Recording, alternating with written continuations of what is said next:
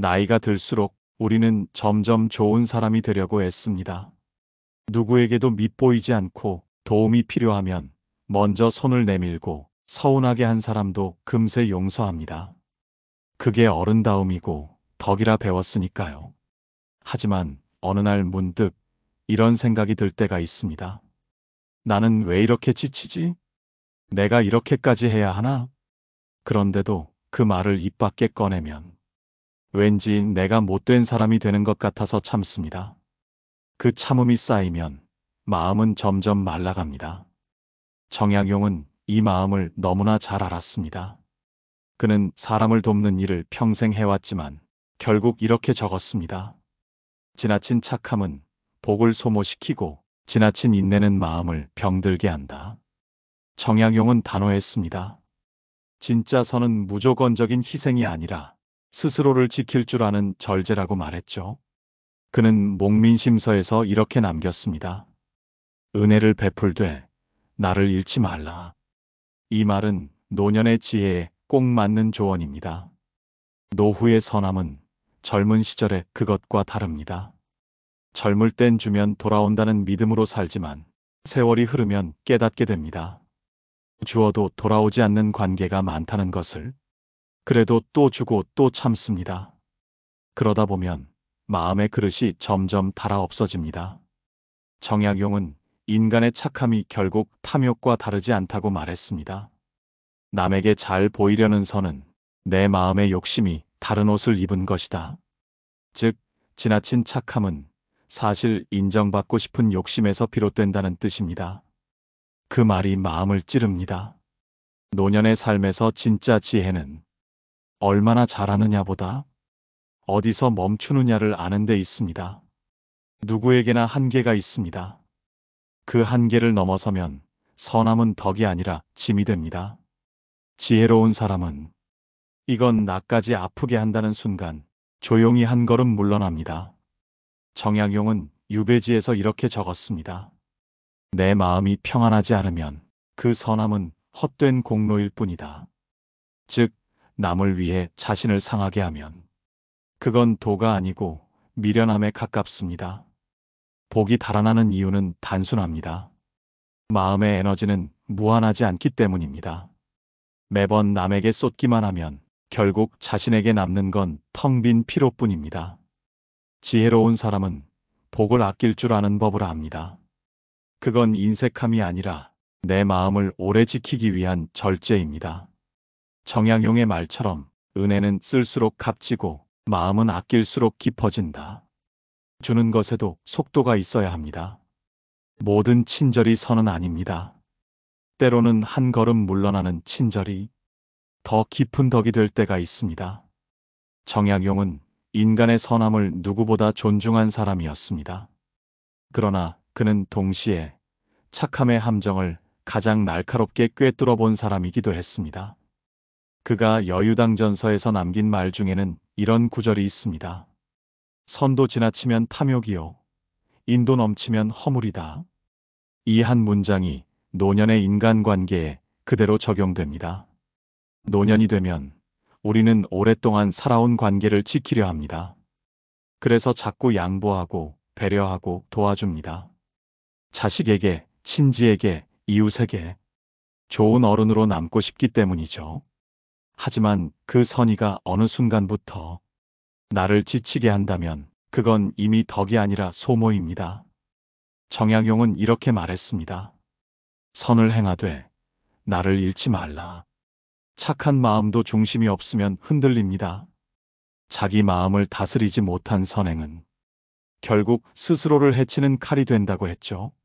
남에게 베풀면서 내 안의 평안이 무너진다면 그건 선이 아니라 고통입니다. 지혜로운 사람은 선의의 경계선을 압니다. 그 경계선은 아주 단순합니다. 내가 베풀고도 마음이 편하면 선이고 베풀고 나서 서운하면 그건 집착입니다. 정약용은 이를 마음의 저울이라 불렀습니다. 행동의 크기가 아니라 그 후의 고요함이 선을 가른다. 이 말처럼 진짜 착함은 행동보다 마음의 상태로 판단해야 합니다. 나를 괴롭히는 친절은 선이 아닙니다. 사람에게 맞춰 살다 보면 언젠가 마음이 다 닳습니다. 그때 문득 깨닫게 됩니다. 내가 저 사람을 위해 살았던 게 아니라 그의 시선을 위해 살았구나. 정약용은 인간의 관계를 이렇게 설명했습니다. 사람의 은혜는 물결과 같아 내려놓지 않으면 반드시 넘친다. 지나친 배려, 지나친 참음, 지나친 헌신은 결국 마음의 둑을 무너뜨립니다. 흐르는 강물이 넘치면 땅을 잠식하듯 선함도 절제가 없으면 나를 집어삼킵니다. 그는 실제로 벼슬 시절 백성에게 너무 관대하다는 이유로 비판을 받았습니다. 그는 억울한 백성을 도왔지만 권력자들은 그를 불순한 인물로 몰았습니다. 그때 정약용은 이렇게 적었습니다. 내 마음은 옳았으나 세상은 그 마음을 감당하지 못했다. 이 문장에는 깨달음이 숨어 있습니다. 선함은 상대의 그릇 안에서만 복이 된다. 내 마음이 아무리 크다 해도 받는 사람의 마음이 작으면 그 복이 흐트러집니다. 노년의 지혜란 결국 선의 방향을 바꾸는 일입니다. 세상을 향하던 친절을 이제는 나 자신에게 돌리는 일. 정약용은 말했습니다. 세상을 구하던 손을 거두고 이제 나를 돌보라. 그것이 공부의 완성이다. 지나친 선함은 마음의 기름을 태워버립니다. 그러니 가끔은 냉정해야 합니다. 냉정이 아니라 지혜로운 보존입니다. 그 냉정 속에서 마음은 숨을 쉬고 그 숨결이 다시 다른 사람을 따뜻하게 감쌉니다. 정약용은 마지막에 이렇게 적었습니다. 선은 절제 속에서 빛난다. 이 말은 나이를 먹을수록 줄이는 친절이 덕이 된다는 뜻입니다. 그 줄임이 바로 지혜이며 그 절제가 복을 지키는 비결입니다. 정약용은 누구보다도 따뜻한 사람이었습니다. 그는 가난한 백성의 사정을 들으면 밥을 나누고 죄인의 눈물 앞에서는 관직의 체면을 내려놓았습니다. 그러나 동시에 그는 필요할 때는 단호하게 선을 긋는 사람이기도 했습니다. 그 단호함이 있었기에 그의 선함은 오래갔습니다. 그는 벼슬 초기에 선함을 무기로 삼았습니다. 백성에게 잘하고 아랫사람을 감싸고 누가 무례해도 참았습니다. 하지만 시간이 지날수록 그는 깨달았습니다. 착하기만 한 사람은 결국 이용당한다. 그 말은 자조가 아니라 통찰이었습니다. 어느 날 그가 도움을 주던 한 관리가 정약용의 이름을 팔아 부정을 저질렀습니다. 주변에서는 그래도 오래 알고 지낸 사람 아니냐며 그를 감싸주라고 했습니다. 그러나 정약용은 단호했습니다. 그는 이렇게 적었습니다. 정의가 무너지면 은혜도 무의미하다. 그 한 줄은 냉정해 보이지만 그는 인간의 도리를 지킨 것입니다. 착하지만 단호한 사람은 감정으로 선을 그지 않습니다. 그 선은 원망이 아니라 원칙입니다. 정약용은 말했습니다. 마음은 부드럽되 뜻은 곧아야 한다. 그가 존경받은 이유는 마음의 온기와 원칙의 강도를 동시에 지녔기 때문이죠. 노년이 되면 사람의 마음은 더 약해집니다. 그래, 그냥 넘어가자. 이 나이에 뭘 따지겠어. 그 말 뒤에는 피로와 체념이 숨어 있습니다. 그러나 정약용은 그렇게 살지 않았습니다. 그는 은퇴 후에도 바른 말을 멈추지 않았습니다. 때로는 그로 인해 외로워졌지만 그 외로움이 바로 그의 평안이었습니다. 그는 말년에 아들에게 이렇게 편지를 보냈습니다. 남에게 잘하되 옳고 그름을 잃지 말라. 그 선이 오래 가려면 기준이 있어야 한다.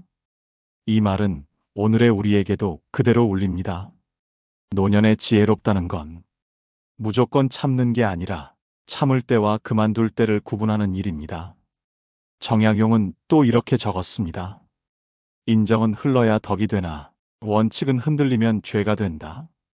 즉 마음이 부드러워야 관계가 맑고 원칙이 바로 서야 복이 지켜집니다. 그 두 가지를 동시에 세우는 것이 진짜 어른의 균형입니다. 우리가 늙어갈수록 필요한 건 좋은 사람보다 단단한 사람입니다. 좋은 사람은 사람의 기분을 맞추지만 단단한 사람은 자신의 마음을 지킵니다. 정약용이 말한 착함은 남에게 잘 보이려는 착함이 아니라 자신을 해치지 않는 착함이었습니다. 그는 어느 날 이렇게 썼습니다. 착함은 칼을 숨긴 연민이어야 한다. 그 말은 부드럽되 중심을 잃지 말라는 뜻입니다. 모두에게 친절하지만 나를 해치는 부탁엔 조용히 고개를 젓는 사람. 그 사람이 진짜 지혜로운 노년의 사람입니다. 지혜로운 착함은 미소와 침묵 사이에 있습니다. 무례한 사람에게 큰 소리 내지 않고 무리한 부탁에도 변명하지 않습니다. 다만 그건 어렵습니다. 한마디로 충분합니다. 그 한마디가 내 복을 지켜줍니다. 정약용은 결국 이런 결론을 남겼습니다. 착함은 덕을 쌓되 어리석음으로 흘러가지 말라. 이 말은 노년의 착함은 경험 위에 세워져야 한다는 뜻입니다. 배려하되 경계를 세우고 도와주되 자신을 잃지 말 것. 그것이 착하지만 단호한 사람의 길이며 복을 잃지 않는 삶의 지혜입니다. 정약용은 평생을 통해 복의 흐름을 관찰한 사람이었습니다. 그는 복을 단순히 하늘의 은혜로 보지 않았습니다. 복은 마음이 흘리는 방향에 따라 커지기도 하고 멈추기도 하고 사라지기도 하는 살아있는 흐름이라 여겼습니다. 그는 이렇게 썼습니다. 복은 물과 같아서 고이거나 넘치면 반드시 썩는다. 그의 말대로입니다. 복은 흐를 때 살아있습니다. 누군가에게 은혜를 베풀 때 그 복은 자연스럽게 순환합니다. 하지만 그 베풀미 지나쳐 나를 해치게 되면 복은 방향을 잃습니다. 복이 줄어드는 이유는 하늘의 뜻이 아니라 내 마음의 균형이 무너졌기 때문입니다. 정약용은 복을 마음의 기운으로 설명했습니다. 복은 밖에서 오는 것이 아니라 내 마음의 기운이 흘러서 맺히는 것이다. 즉, 마음이 평안하면 복이 머물고 마음이 불안하면 복이 흩어집니다. 그런데 남에게 지나치게 잘하면 내 마음의 기운이 늘 바깥으로 새어나가게 됩니다. 그 기운이 빠져나가면 내 복은 점점 줄어들 수밖에 없지요. 젊을 때는 베푸는 게 기쁨입니다. 도움을 주고 손 내밀며 마음을 나누는 일. 그런데 노년엔 다릅니다. 그때는 마음의 그릇이 이미 닳아 있습니다. 한번 비워내면 회복하는데 오랜 시간이 걸립니다. 그래서 지혜로운 노년은 무조건 주지 않고 주되 내 마음이 고요할 만큼만 줍니다. 정약용은 말했습니다. 복은 덜 쓰면 쌓이고 마음은 덜 내면 고요해진다. 그의 이 말은 인색하라는 뜻이 아닙니다. 오히려 진짜 나눔을 위해 먼저 나를 보존하라는 뜻입니다. 내 복을 다 써버리고 나면 다음 세상에서 줄 수 있는 것도 없습니다. 그는 한 제자에게 편지를 보내며 이렇게 충고했습니다. 은혜를 베푸는데도 도가 있다. 때를 알아야 복이 줄지 않는다. 이 때란 단순히 시기가 아니라 마음의 준비를 말합니다. 즉, 내 마음이 평온할 때 베풀면 그 은혜는 오래 남고 내 마음이 불안할 때 베풀면 그 복은 금세 흩어집니다. 정약용은 또 이런 비유를 남겼습니다. 복은 들판의 이슬과 같아 너무 많이 받으면 오히려 작물이 상한다. 은혜도 도움도 선의도 과하면 관계를 해칩니다. 받는 사람은 부담을 느끼고 주는 사람은 기대를 갖게 됩니다. 그때부터 복의 순환이 끊어집니다. 그래서 그는 이렇게 결론 내렸습니다. 진정한 복은 나눔의 양이 아니라 마음의 균형에서 생긴다. 이 말은 적게 베풀어도 진심이면 그것이 복이 되고 많이 베풀어도 마음이 흐트러지면 그건 업이 된다는 뜻입니다. 노년의 지혜란 복을 쌓는 일보다 복을 지키는 법을 아는 일입니다. 복을 지키려면 마음을 허투루 쓰지 말아야 합니다. 사람의 부탁에 끌려다니지 말고 내 평안이 먼저인지 늘 살펴야 합니다. 정약용은 마지막에 이렇게 말했습니다. 복은 절제 속에서 자란다. 그는 은혜를 주되 늘 마음의 여백을 남겨두었습니다. 그 여백이 바로 복이 머무는 자리였습니다. 복은 채우는 데서 오는 것이 아니라 비워둘 줄 아는 데서 머무는 것입니다. 정약용은 평생 선을 실천한 사람이었습니다. 그는 남을 돕되 한 번도 자신의 마음을 잃지 않았습니다. 그의 선은 감정이 아니라 원칙과 절제 위의 선이었습니다. 그는 이렇게 썼습니다. 은혜는 물과 같고 경계는 둑과 같다. 둑이 없으면 물은 재앙이 된다.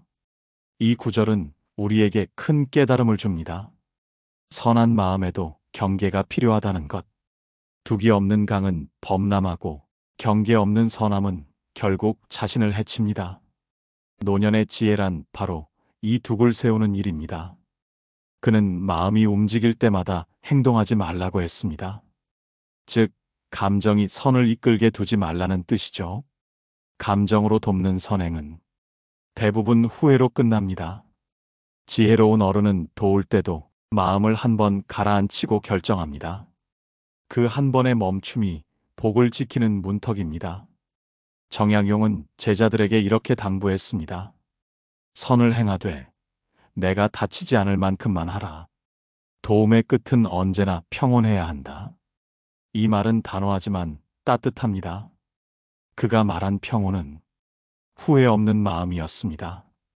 내가 돕고도 편안하다면 그건 진짜 선이고, 돕고 나서 서운하거나 허전하다면 그건 내 복이 새어나간 신호입니다. 나이가 들수록 사람들은 좋은 사람으로 남고 싶어 합니다. 하지만 정약용은 말했습니다. 좋은 사람은 오래가기 어렵고 바른 사람은 오래 남는다. 즉, 모두에게 좋은 사람이 되려 애쓰는 순간 자신의 중심이 무너진다는 뜻입니다. 그는 바름이야말로 인간의 품격이라 여겼습니다. 그는 또 이런 비유를 남겼습니다. 불을 밝히려면 기름을 아껴 써야 하듯 은혜를 베풀려면 마음을 절약해야 한다. 복을 지킨다는 건 마음의 기름을 조심히 쓰는 일입니다. 그 기름이 다 타버리면 내 등불은 꺼지고 맙니다. 등불이 꺼진 사람은 아무리 선해도 세상을 비출 수 없습니다. 지혜로운 사람은 도와줄 때도 세 가지를 먼저 살핍니다. 첫째, 내 마음이 평안한가? 둘째, 상대가 그 도움을 감당할 준비가 되어 있는가? 셋째, 이 일이 내 일인가? 그의 일인가? 이 세 가지가 맞지 않으면 그건 선이 아니라 간섭이 됩니다. 정약용은 이를 도의의 선이라 불렀습니다. 도리로 행한 선만이 복을 낳는다는 뜻이죠. 노년의 삶에서 경계는 냉정이 아닙니다. 그건 자기 보호이자 관계의 품격입니다. 선함이 오래 가려면 마음의 선이 곧아야 합니다. 누구에게나 다정하지만 나를 해치는 부탁에는 미소로 단호해야 합니다. 그건 어렵습니다. 이 한 문장이 내 복을 지켜줍니다. 정약용은 말년의 제자에게 이런 말을 남겼습니다. 선을 베풀 때 반드시 그 끝을 돌아보라. 끝이 고요하지 않으면 복이 흐트러진다. 즉, 마음의 여운이 평안한가를 보라는 뜻입니다. 지혜로운 어른은 도움의 끝을 맑게 닫습니다. 그 닫힘 속에서 복이 고요히 머뭅니다. 우리가 늙어가며 배워야 할 마지막 선의 기술은 주는 법이 아니라 멈추는 법입니다. 멈출 줄 아는 선함은 결코 인색하지 않습니다. 오히려 그것이 덕을 지키고 복을 키우는 길입니다. 정약용은 세상과 사람을 깊이 사랑했습니다. 하지만 그 사랑이 언제나 따뜻했던 것은 아닙니다. 그는 수없이 실망했고 배신도 겪었습니다. 그럴 때마다 그는 세상을 원망하지 않고 조용히 자기 마음의 자리로 돌아갔습니다. 그는 그곳을 심정, 즉 마음의 마당이라 불렀습니다. 그가 유배지에서 쓴 한 구절이 있습니다. 남의 마음은 바람 같고 내 마음은 들판과 같아야 한다. 바람은 잠시 흔들리지만 들판은 그 바람을 품어냅니다. 그는 이 구절로 남의 말과 행동에 쉽게 끌리지 말라고 가르쳤습니다. 노년의 피로는 대부분 사람으로 인한 마음의 소모에서 옵니다. 누가 나를 무시하는 듯 할 때, 누가 내 진심을 몰라줄 때, 그때 우리는 괜히 서운하고 억울해집니다. 하지만 정약용은 말했습니다. 마음의 불은 남이 피우는 것이 아니라 내가 덮지 못한 틈에서 일어난다. 즉, 남의 탓이 아니라 내 안의 틈을 닫지 못했기 때문이라는 뜻이죠. 그는 매일 새벽마다 자신에게 세 가지를 물었다고 합니다. 오늘 나는 남의 마음에 흔들렸는가? 오늘 나는 내 마음의 중심을 잃지 않았는가? 오늘 나는 쓸데없는 걱정으로 복을 흩뜨리지 않았는가? 이 세 질문이 바로 그의 일상의 수행이었습니다. 그는 말했습니다. 사람은 날마다 마음을 닦아야 한다. 먼지가 앉지 않게 하듯이 지혜로운 사람은 피곤해질 때 더 이상 사람을 붙잡지 않습니다. 그들은 관계의 피로를 사람에게서 풀지 않고 고요함 속에서 회복합니다. 정약용은 유배지에서 그 고요함을 약이라 불렀습니다. 고요는 나를 낫게 하는 약이다. 그는 세상과 단절된 외로움 속에서도 그 약을 매일 마셨습니다. 그 약은 바로 혼자 있는 시간의 용기였습니다. 우리의 노년에도 그 약이 필요합니다.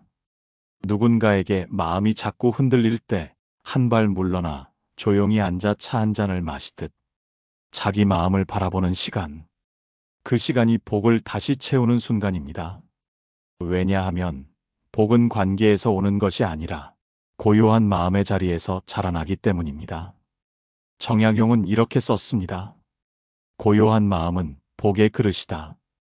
그릇이 흔들리면 복은 쏟아진다. 그래서 그는 어떤 모욕을 당해도 그 자리에서 바로 대꾸하지 않았습니다. 대신 마음속에서 불을 잠재운 뒤 하루가 지난 다음 글로 답했습니다. 그게 그의 평정이자 품격이었습니다. 우리도 마음이 지칠 때마다 그를 따라 배워야 합니다. 모든 말을 반응으로 갚지 말고 모든 상황에 해명을 붙이지 말고 그저 한 발 물러서 내 복이 새지 않게 마음을 다스리는 일. 그게 중년과 노년의 진짜 수행입니다. 정약용은 마지막에 이렇게 적었습니다. 복은 고요 속에 머물고 복을 잃는 건 언제나 분주함 속에서 일어난다. 이 말은 지나친 친절도, 지나친 분노도 모두 복을 흐트린다는 뜻입니다. 복을 되살리는 길은 세상을 덜 붙잡고 내 마음을 더 돌보는 길에 있습니다. 이제 우리에게 필요한 것은 새로운 사람이 아니라 새로운 평온의 습관입니다.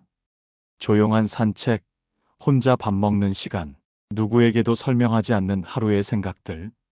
그 고요한 틈들이 내 복을 다시 채워줍니다.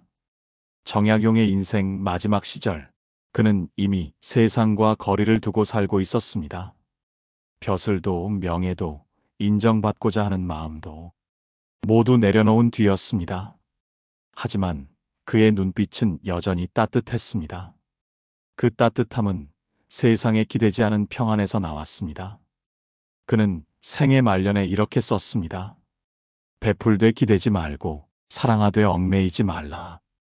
이 짧은 문장 안에 복을 오래 지키는 마음의 길이 담겨 있습니다. 베풀 때마다 보답을 기다리지 않고 사랑하면서도 상대를 통제하려 하지 않는 마음. 그게 진짜 복의 그릇입니다. 정약용은 복을 머무는 기운이라 보았습니다. 복은 고요한 마음에 머물고 조급한 마음에서 달아난다. 그는 인생을 돌아보며 깨달았습니다. 젊을 때는 남을 위해 너무 많은 일을 하느라 자신을 돌보지 못했지만 말년에는 스스로의 평안을 지키는 일이 가장 큰 덕행임을 알았다고 고백했습니다. 그는 벗에게 보낸 마지막 편지에서 이렇게 말했습니다. 나는 이제 사람을 구하려 하지 않는다. 다만 내 마음을 구할 뿐이다. 그 문장은 냉정하지 않습니다. 오히려 세상을 깊이 사랑한 사람이 도달할 수 있는 가장 따뜻한 자비의 형태입니다. 남을 위하려면 먼저 내가 무너지지 않아야 합니다. 내가 평안해야 그 평안이 세상에 흘러나갑니다. 복을 오래 지키는 사람은 결국 조용한 사람입니다. 그들은 떠들지 않고 과장하지 않으며 은혜를 주고도 자취를 남기지 않습니다. 정약용은 이를 무명의 덕이라 불렀습니다. 이름 없는 덕이 오래간다. 복은 세상이 알아볼 때가 아니라 내 마음이 편안할 때 머무는 법입니다. 지혜로운 노년의 사람은 사람에게 잘하되 마음을 내어주지 않습니다. 그들은 도와도 집착하지 않고 거절해도 미안해하지 않습니다. 그 균형 속에서 마음은 고요하고 그 고요 속에서 복은 자라납니다. 정약용은 복의 근원을 아주 단순하게 정리했습니다. 내 마음이 바르면 복은 나를 따라오고 내 마음이 흐트러지면 복은 떠난다. 이것이 평생의 결론이었습니다. 복은 주는 자가 아니라 마음을 바로 세우는 자에게 머뭅니다. 노년의 복은 세상에서 오지 않습니다. 그 복은 나를 잃지 않는 태도에서 피어납니다. 지나친 친절을 덜고 억지 미소를 줄이고 진심으로 웃을 수 있는 사람만이 복을 오래 품을 수 있습니다. 그는 생을 마감하며 이런 시를 남겼습니다. 한평생 베풀고 한평생 다투지 않았으니 이 마음 그대로 떠나도 흠이 없구나. 그 시의 고요한 결이 바로 정약용의 복이었습니다. 그 복은 부나 명예가 아니라 평생 쌓은 마음의 투명함이었습니다. 남에게 잘하되 나를 해치지 않는 선, 그 선 위에서 그는 끝까지 단정했습니다. 이제 우리에게 남은 숙제는 단순합니다. 남에게 잘하되 내 평안을 해치지 말 것. 이것이 정약용이 남긴 마지막 노년의 지혜입니다. 선함에 절제가 있고 배려에 여백이 있으며 도움에도 쉼이 있어야 복은 흩어지지 않습니다.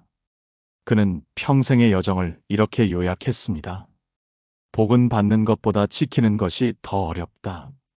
그러나 마음을 바로 세우면 복은 떠나지 않는다. 우리 역시 그렇게 살면 됩니다. 조용히, 단단히, 흔들림 없이. 그때 비로소 노년의 하루하루가 복이 되고 그 복이 다시 세상으로 흘러갑니다. 오늘의 한 문장. 지혜로운 선함은 절제 속에서 빛나고 복은 고요한 마음에 머문다. 그 한 문장을 마음에 품으시길 바랍니다. 이제부터의 선함은 남을 위함이 아니라 나를 지키는 온기로 남을 것입니다. 깨달음의 광장이었습니다.